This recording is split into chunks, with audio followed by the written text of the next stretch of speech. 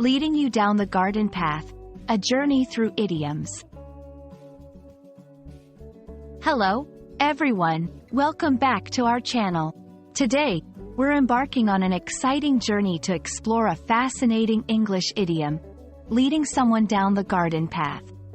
This expression is a wonderful example of the richness of the English language and how idioms can add color and depth to our communication.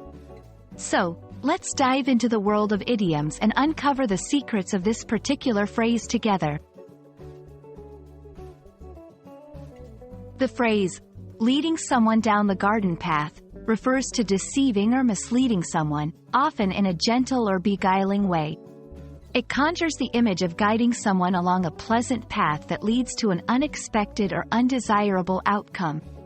This idiom is often used to describe situations where trust is exploited in a subtle or cunning manner.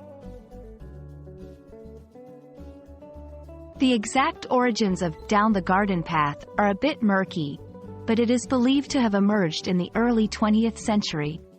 The garden path in this context is metaphorical, representing a route filled with distractions and diversions that ultimately lead to deception.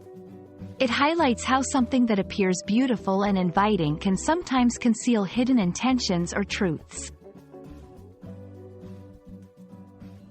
Using this idiom is quite straightforward.